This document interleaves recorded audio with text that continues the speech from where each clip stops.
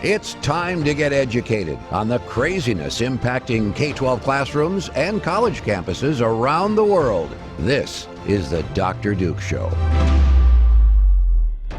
Hello and welcome to the Dr. Duke Show. Before we get started, please hit that share button so we can educate more patriots around the country. Today, we start in Maryland, which has quickly fallen off the educational land map. I mean, this is like a lemmings over the cliff.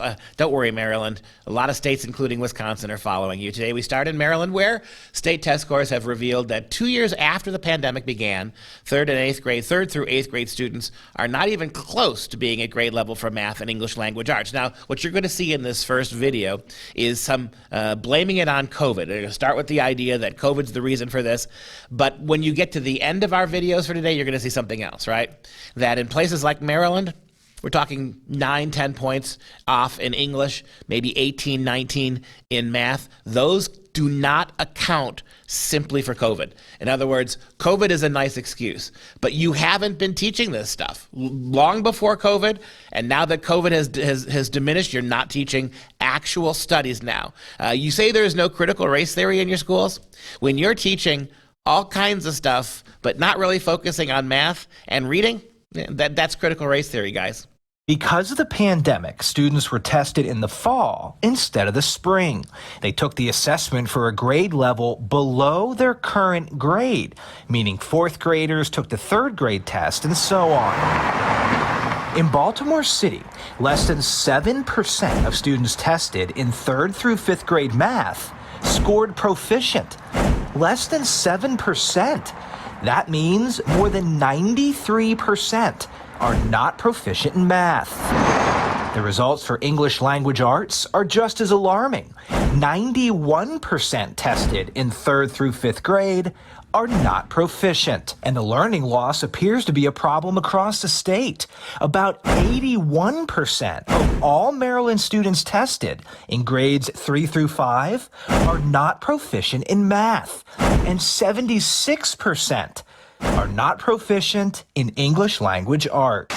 Project Baltimore also looked at how middle school students scored. In Baltimore City, at least 95% of the students tested in 7th and 8th grade were not proficient in math. Throughout the state, 94% are not proficient. The middle school scores are better in English language arts, but in Baltimore City, it's still about 81% who are not proficient. The Maryland State Department of Education does confirm learning loss between 2019 and 2021, reporting a drop of nearly 9 percentage points in English and 18 percentage points in math for 3rd through 8th graders. So there's a lot to unpack there. And obviously, with it being all these statistics and knowing that we don't have proficiency in math, you may not have understood that, or at least our kids who are in Baltimore schools and across the whole state of Maryland. And you may be saying to yourself, didn't we just report on something with Baltimore schools? And yes, we did. We talked about recently at Baltimore High School where 77% at a high school, 77% of their students were found to be reading at an elementary level or even a kindergarten level. They're supposed to be in high school and they can't even read at an elementary level. That's how bad it is. So when we talk all the time about Baltimore and Project Baltimore, which does a great job at least of exposing this to the public, we're talking about this is across the board and has been for years. And now we're just getting even more data coming through because of what happened with COVID and the learning loss that's happening. Parents aren't happy. The gap is getting wider, Amy Adams, a parent in Baltimore County, told Project Baltimore back in October 2020. "We are not raising the bar, we are lowering the bar," added Sarah Russell, another parent in Baltimore County who spoke with Fox 45. Before the worst aspects of COVID could even have set in, before most kids were even on Zoom learning, the numbers were bad. The last NAEP scores in 2019 were horrible throughout the country. And this goes back to what we said many times. The American public school system is not focused on education. It's not focused on mastering subject content. That's old-fashioned, and it's not only it's old-fashioned, it's racist in their minds. Racist because grades and tests and meritocracy and achievement Always segregate kids, right? An A versus a D, a B versus a C. We can't have that. We can't actually measure our kids' performance because that's not going to come out the same way every time for every kid. Therefore, let's get rid of education, which we did way before COVID set in, and replace it with CRT and all of this ideological education that really makes no sense. And after that first year of online learning, which we know, especially in basically big cities like Baltimore, where the students weren't showing up to do the online learning anyway. But after that very first year, and knowing that they were looking at a second year of being this online learning, we had Diamante Brown, who's the president of the Baltimore Teachers Union. This was in July of 2021. Diamante said, "We don't want anyone forced back into buildings until it's safe." And when you dissect that in your head, you could take that many away, because apparently it has not been safe for any of these students for, we know, years. And it's clearly not at all about education that they are trying to make safe for their children. If you want to make the schools safe for education, don't worry about that. They haven't been safe to be educated in for a long, long time. With all the censorship taking place on social media platforms, we've made it easy to keep up with your favorite content. Simply download the Freedom Project Media app in your app store. Get access to 18 new videos a week, plus thousands of archived shows, lecture series, and educational animations. Download the Freedom Project Media app on your Apple TV, Roku, tablet, or phone, and make sure you allow for notifications to keep you informed.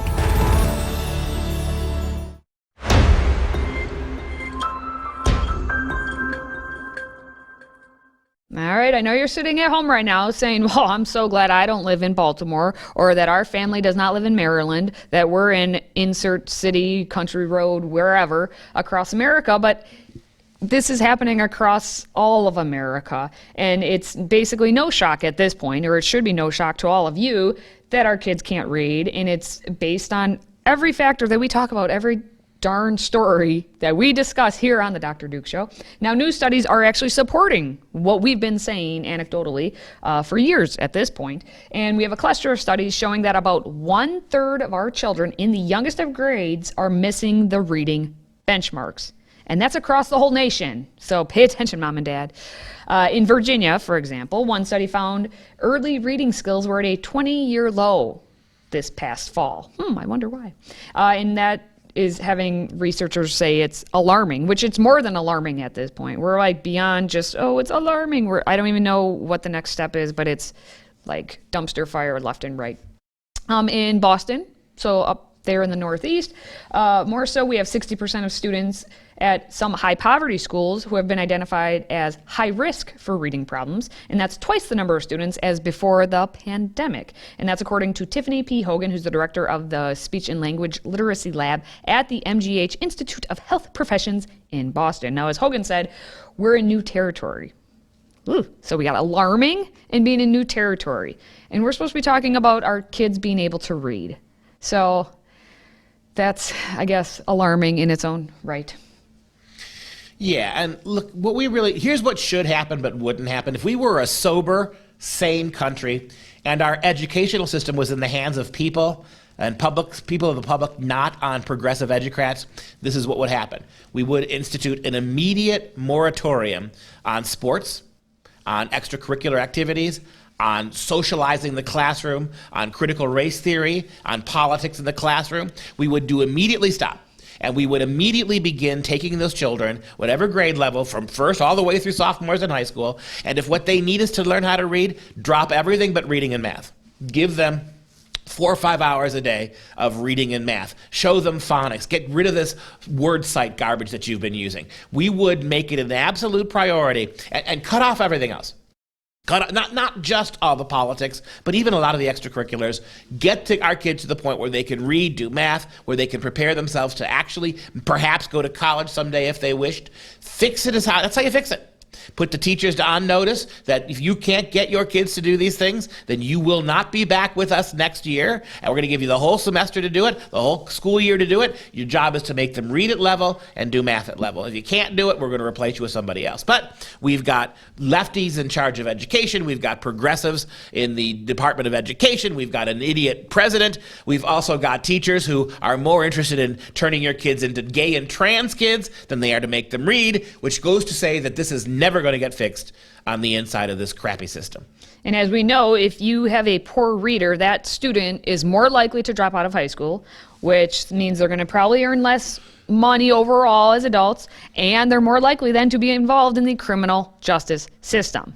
Racist. Yes, I know I was going to get called that, but that's just the truth. That's the path that they go down. And all you have to do to fix it is teach them things. That's all. Wow.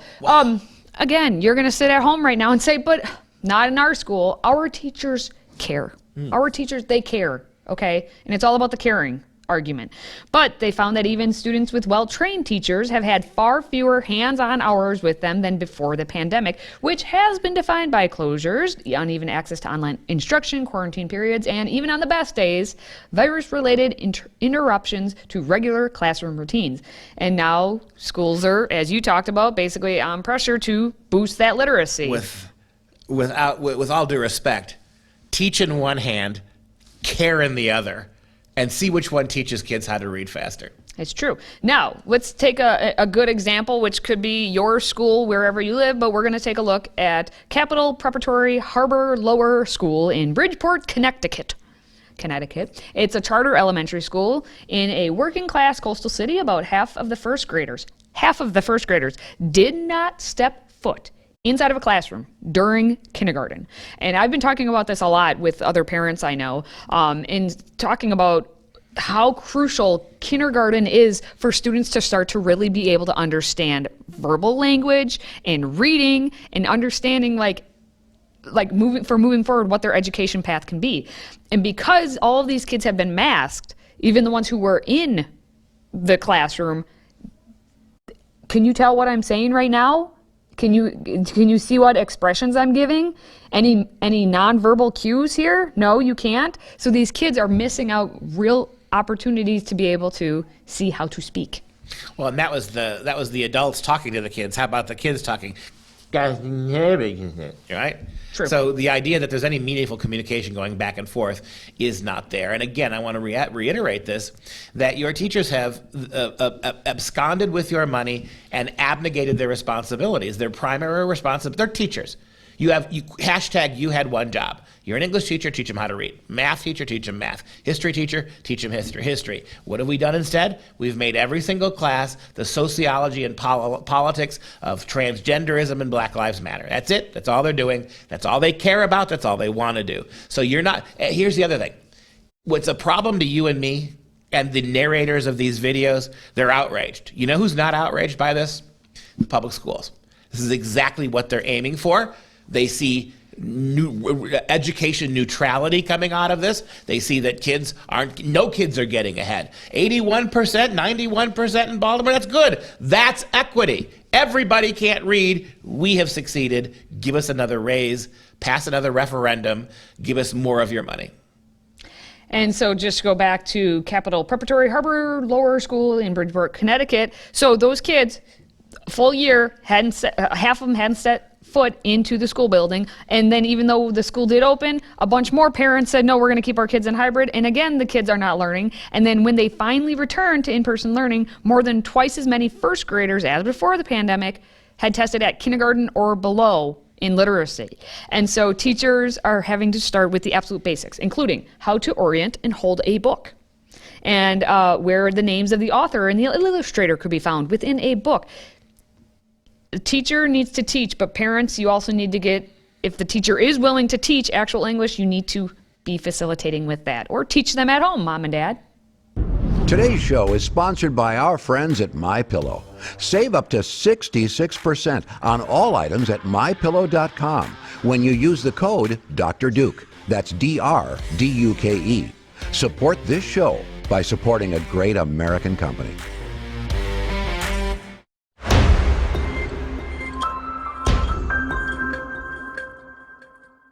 Well, we know that sexualization is in everything. Everything being taught, indoctrinated into our kids, in schools.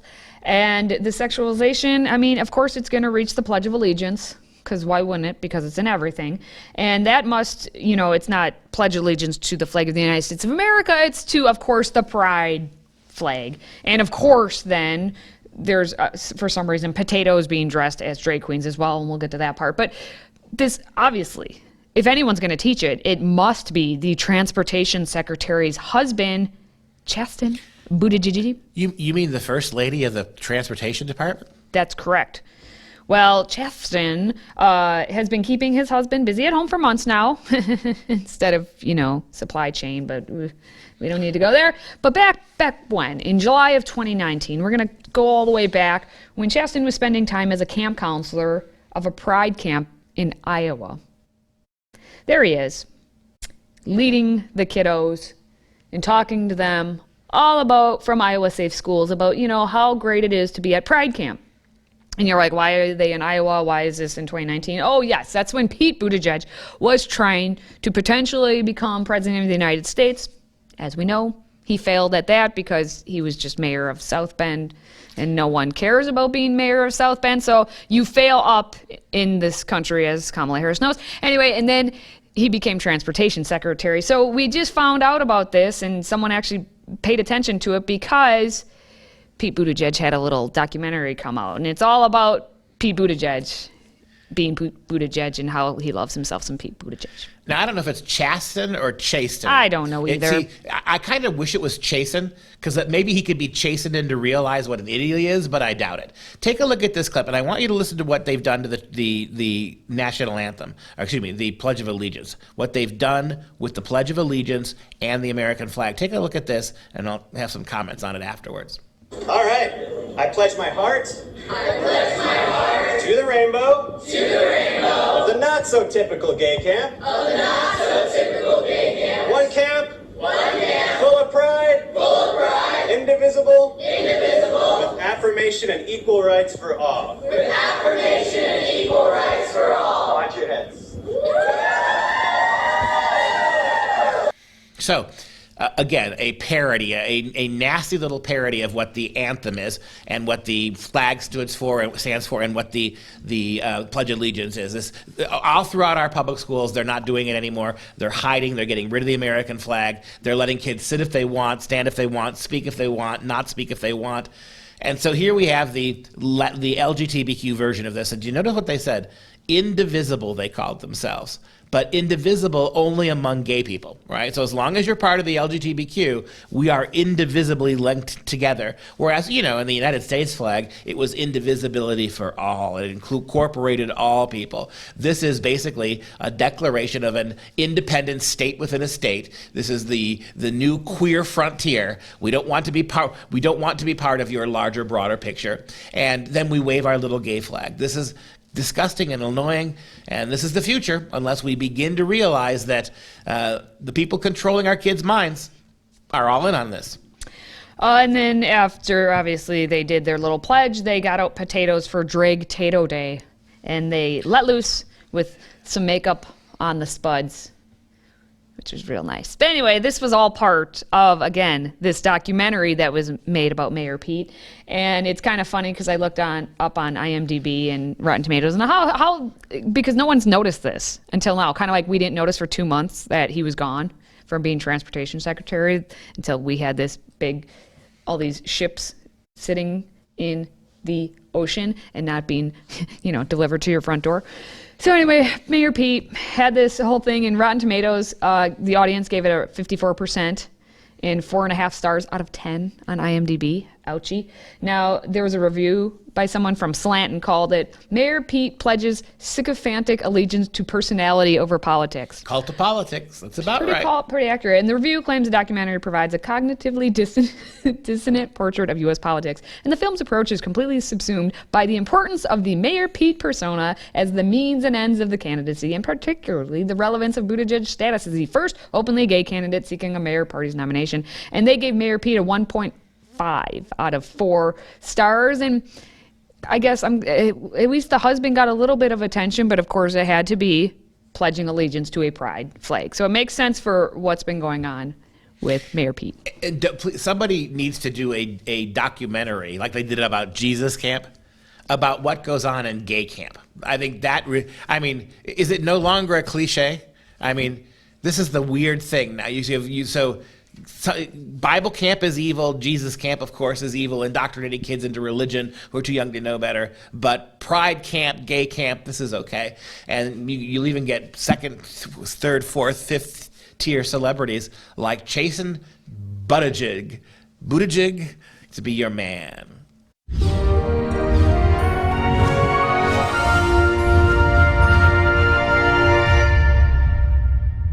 Time for some real education. This week we're showcasing our lecture series. For years, we've been producing these really high-quality, multi-part lectures designed to go deeper into a whole bunch of topics that people might never have thought about. That's education in a nutshell. Today, we're taking a sneak peek at our lecture series entitled The History of Human Dissection. Absolutely fascinating how and when and why human beings began to realize that studying dead bodies could be beneficial, and then ultimately how modern medicine evolved from the study of dead bodies, which also begs another question. How can you learn primarily about life from that which is dead? But take a look. Hello, everybody. I am Dr. Duke, and thank you again for joining us for yet another lecture series, this time a very fascinating and relevant topic, the history of human dissection in Western culture. Now, I understand that for a lot of people there may be some trepidation about tackling a subject like this. When we think of the human dissection, it can be a very unsettling thing. We think about bodies being stripped bare in the pursuit of science or for the purpose of autopsy, trying to discover why somebody died. And we can get a little queasy about that, especially when we think of our own personhood and mortality. But there are so many aspects to the history of human dissection for thousands of years in world culture, really. The study of medicine, the practice of healing, was based on a complete lack of understanding about the anatomical makeup of the human form. In order for us to have anything like modern medicine, we needed a vigorous protocol of dissection, which developed really quite late in the world, and primarily in the Western world, where Western culture became the first culture to really methodically dissect bodies.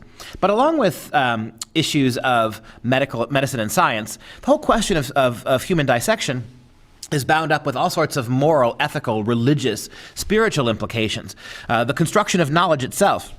So in studying this issue for the next 4 lectures, I think we're going to get a lot more than just what took place in these dissection theaters. We're going to get a huge understanding of a major cultural impetus in terms of how we approach knowledge, how we gather knowledge.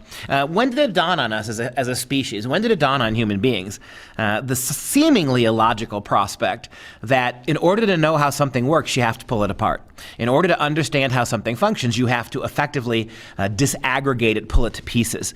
You could imagine, when you look at it that way, you can imagine why it took a long time for people in the world to come to the conclusion that by taking human bodies apart, we might actually be able to figure out how living bodies better function. And so if we think about it that way, this makes a lot more sense. And if we start today, the first lecture deals with dissection in the ancient world. So I said before, no culture anywhere in the world, none, zero zip, dissected bodies. Up until relatively recently, there's one exception to that, which we'll get to momentarily, and that was a brief period in the ancient Greek world. But prior to that, you did have, despite the fact that you had no methodical scientific dissection of human bodies, you had ancient cultures going all the way back to 3,500 BC with the Egyptians, and we all know about Egyptian mummification. Now, one of the things that's really remarkable is well before you had scientific culture and scientific dissection, you had religious cultures. And it is interesting that you think about the evolution of human development. We didn't evolve, we didn't evolve as a species that was scientific first. We were philosophical and we were spiritual first as a culture. So going back to our picture of the Egyptians here, all early cultures came to their medical knowledge through religion. And here we have the image of the jackal-headed god Anubis. He was the god of the Egyptians of the underworld. And it's interesting, for hundreds of years now, we assume that this god had the head of a jackal, when modern DNA analysis on certain mummified canids suggests that it really wasn't a jackal, it was a African golden wolf. Nonetheless, the god of the underworld for the Egyptians was this jackal-headed, this wolf-headed creature, who also was the god of mummification. We know that the Egyptians mummified the bodies of their dead so that they would enhance their afterlife. The Egyptians believed that the spirit, the ka, of the individual would return to its body and its earthly possessions at various points during the day and the evening, and that the path to immortality, meeting up with the god Osiris in the other world, required that you had these accommodations made for bodies. I want to take a moment now to thank our Patriot Club members for making this series possible. If you are not already a member, please do consider joining our Patriot Club with a $99 gift to support educational lectures like The History of Human Dissection. Now, all 4 episodes of this series can be seen for free at freedomproject.com and, of course, on our Freedom Project app. And that's going to wrap up the show for today.